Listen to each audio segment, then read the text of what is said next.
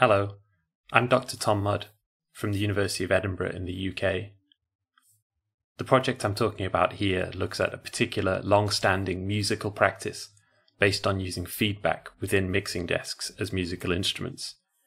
The instruments fed back on itself to create a kind of synthesizer. 20 practitioners were interviewed about their motivations, practical approaches, and particularly their attitudes to interaction with the mixer.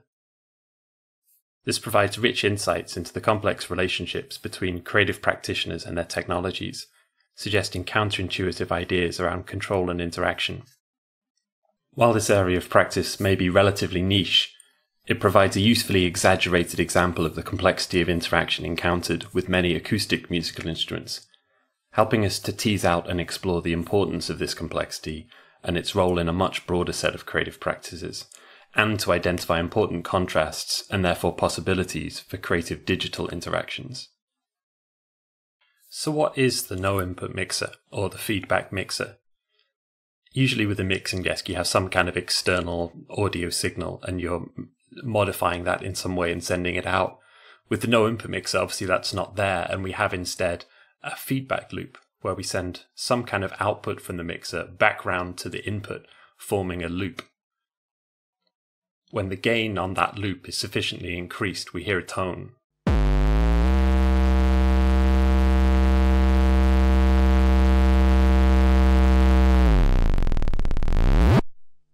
Multiple loops can be created using the various routing options afforded by the mixer. The loops can be independent, or they could be chained and mixed together in a variety of ways to create a surprisingly diverse range of sonic possibilities. Pushing the low frequencies can result in rhythmic behavior. From an interaction point of view, what is particularly interesting is that the controls are highly contingent on the state of the system, making it difficult to predict what will happen when a change is made. Increasing a gain dial, for instance, may increase the volume, but it may also decrease the volume. It may cause a pitch change, a timbre shift, or a radical jump to a completely different kind of behavior.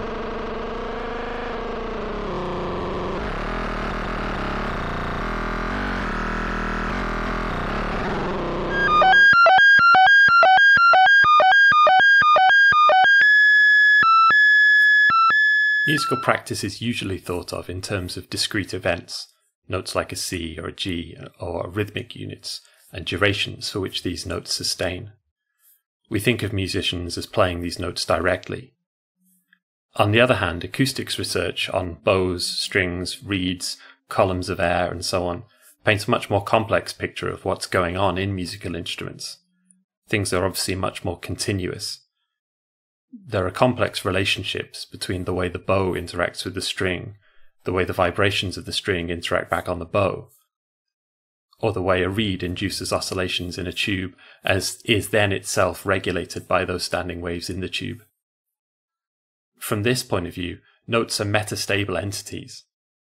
The musician can be thought of as managing these continuous, complex, unstable flows, and that's a source of difficulty if stable tones are what is desired. But it also appears to be a vital aspect of what makes these instruments creatively engaging and links to how they can be explored by performers over their lifetime.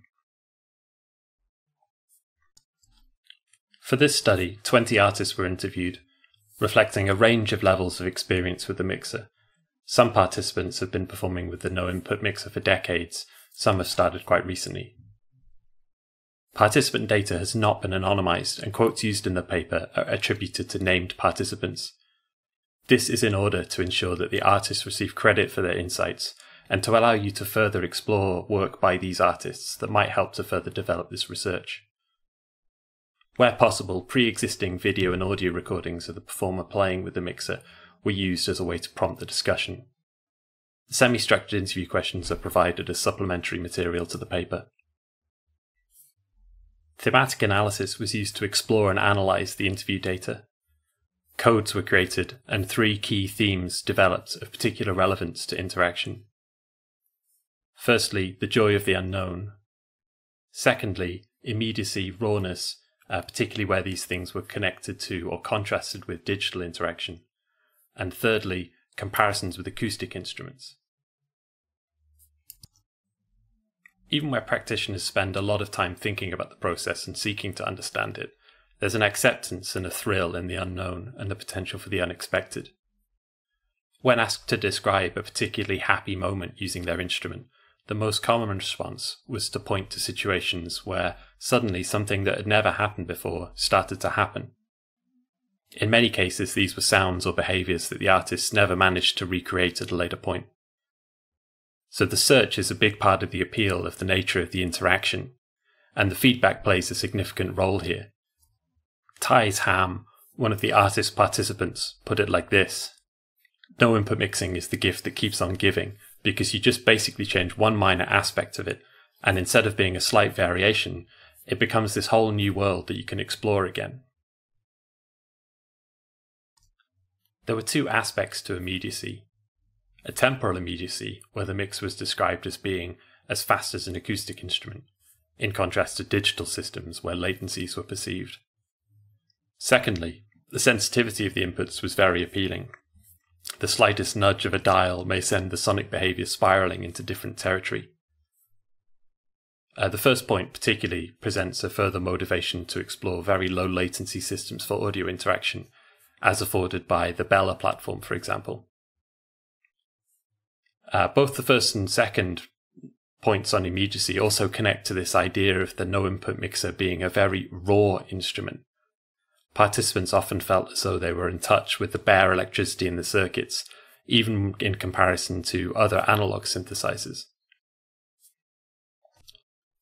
The comparisons with acoustic instruments are important for this research, as it's put forward that the no-input mixer and feedback systems more generally are ways to highlight complex aspects of interaction with acoustic instruments that are not immediately apparent. And this theme backs up the idea that we can use the no-input mixer to learn about acoustic instruments, particularly in relation to control. The fact that the mixer can be pushed away from stable states and can surprise performers was explicitly likened to acoustic instrument behaviors. Sabo Alizadeh on that point says, "Coming from an acoustic performer background, for me, no-input mixer is the closest thing to that experience in the electronic world, since it could always have a surprise element. A no-input mixer is like a wild horse that you have to get intimate with in order to be able to tame and ride it. I would have to say I find it very similar to my main instrument, kamancha, a bowed string instrument." So what is the importance for Kai and for digital tools? The latter tend to stick to simple, direct, one-to-one linear controls, where a single input element such as a button, dial, slider or number box controls a single perceivable aspect of the output. For example, an audio synthesizer application, which may have individual dials for pitch, volume or filter settings. While these controls are usefully simple and understandable, the parameterization of music making can encourage an overly analytical approach to creative practice.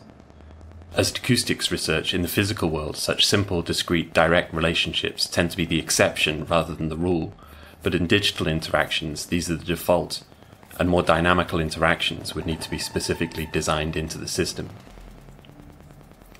Digital musical technologies tend to make discrete notes and durations the starting point for musical engagement. While this opens up a lot of interesting ways to engage with musical practice, the perspective from feedback music, and this study of no-input mixing in particular, highlights what might be lost in this approach. One current domain of interest here is obviously AI tools, where we do have this relationship. There's not an easy, understandable, perceivable relationship between changes to input and changes to output in a generative machine learning system. And at present, at least, we see artists appearing to find a lot of value in probing these systems and working with the unknown response and the unknown relationship between their input and output. The surprise factor in the results still seems to be a key motivator, just as we see with the no-input mixing desk. Beyond these specific examples, this research also helps to sketch a picture of creative practice that acknowledges the complex question of agency in relation to technology, linking to Christopher Frauenberger's identification of an entanglement turn in HCI thinking.